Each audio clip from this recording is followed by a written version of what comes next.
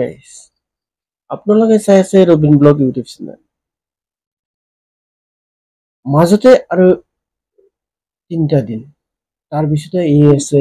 দীপাৱলী উৎসৱ পহাৰৰ উৎসৱ এই পহাৰৰ উৎসৱক লৈ অসমৰ মুখ্যমন্ত্ৰী মাননীয় হিমন্ত বিশ্ব শৰ্মা দেৱে কি ক'লে তেওঁ ক'লে যে পহাৰৰ উৎসৱ দীপাৱলীত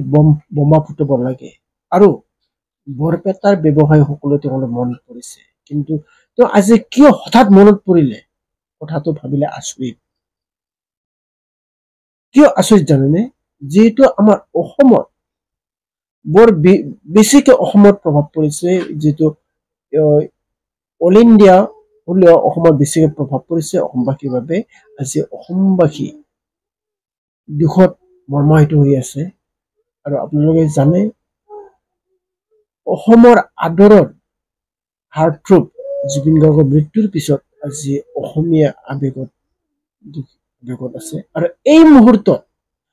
এই মুহূৰ্তত অসমৰ মুখ্যমন্ত্ৰীয়ে কৈছে যে দিৱালীত বা পহাৰৰ উৎসৱত বোমা ফুটাব লাগে তেওঁ কিয় বোমা ফুটাব লাগে আৰু আমি পহাৰৰ উৎসৱ দীপাৱলী কিয় পালন কৰিব লাগে আৰু তেওঁ নিজে কৈছে যে যদি কোনোৱে নিকিনে মই কিনিম মই নিজে কিনি নিজে ফুটুৱা ফুটিম বুলি অসমৰ মুখ্যমন্ত্ৰী মাননীয় হিমন্ত বিশ্ব শৰ্মা দেৱে কৈছে তেওঁৰ ৰেকৰ্ড আছে বা ভিডিঅ' আছে তেওঁৰ ভিডিঅ'টো মই লৈ আহিছো আপোনালোকে চাওক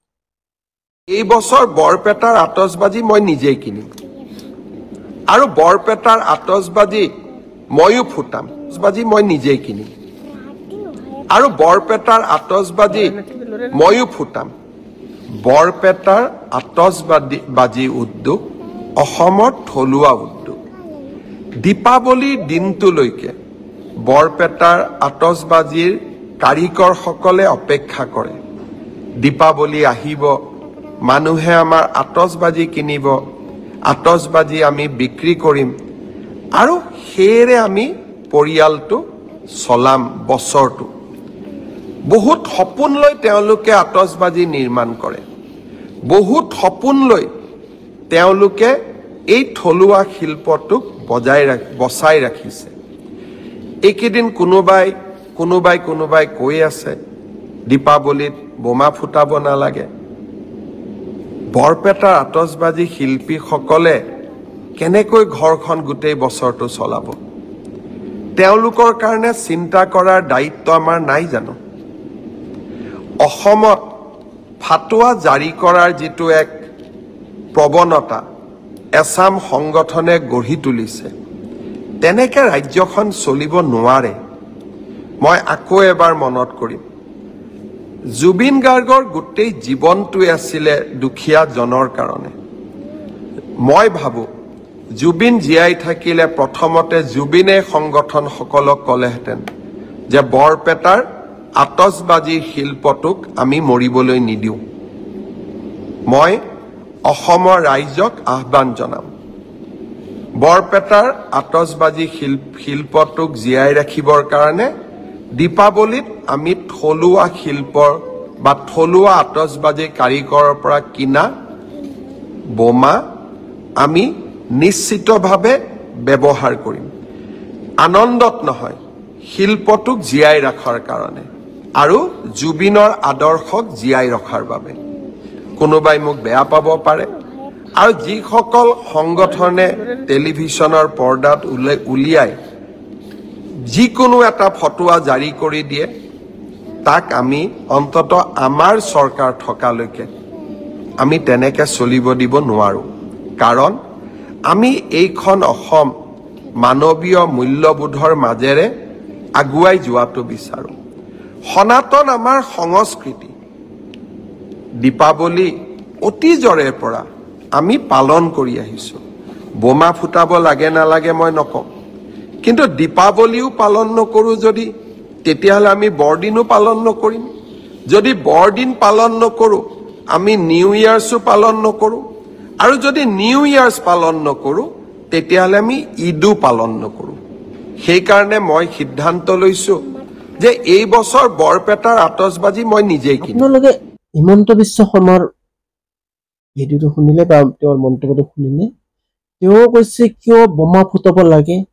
কিয় পহৰা উৎসৱ পালন কৰিব লাগে, তেওঁ ক'লে আপোনাৰ তেওঁৰ কথাখিনি শুনিলে। ইয়াৰ পিছত হিমন্ত বিশ্ব শৰ্মাৰ বক্তব্যৰ পিছত বা হিমন্ত বিশ্ব শৰ্মাৰ মন্তব্যৰ পিছত কংগ্ৰেছ নেত্ৰী বা কংগ্ৰেছৰ মুখপাত্ৰ পলাশী ঢাকে তাৰ প্ৰতিক্ৰিয়া ব্যক্ত কৰিছে। তেওঁ প্ৰতিক্ৰিয়া ব্যক্ত কৰি কি কৈছে, ইয়াৰো ভিডিঅ' ক্লিপ আছে, মই ভিডিঅ' ক্লিপটো লৈ আহিছো, আপোনালোকে চাওক।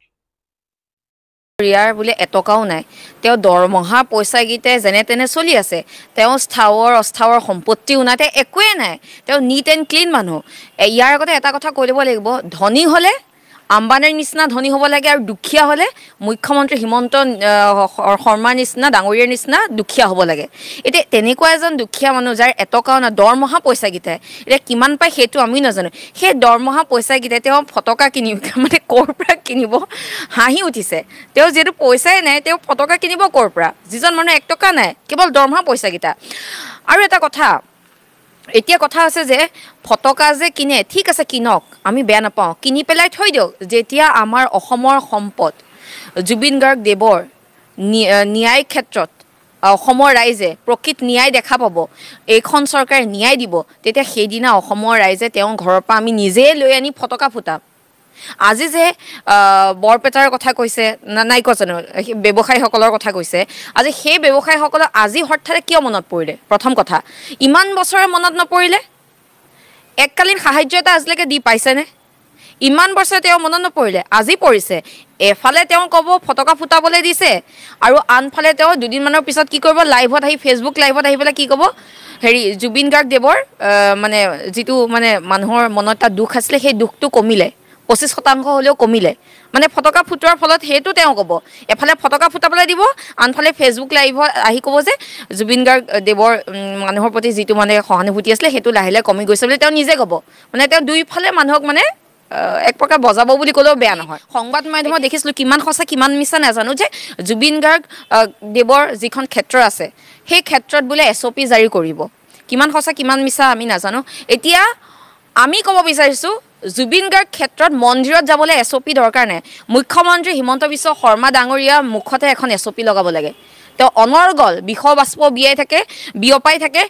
অসমৰ ৰাইজে জানিব বিচাৰিছে জুবিন দাৰ লগত সেইদিনা সংঘটিত কি ঘটনা সংঘটিত হৈছিলে, জুবিন দাই কেতিয়া ন্যায় পাব। তেওঁ কি কৰি আছে, দীপাৱলী উদযাপন কৰিবই লাগিব, বাধ্যবাধকতা,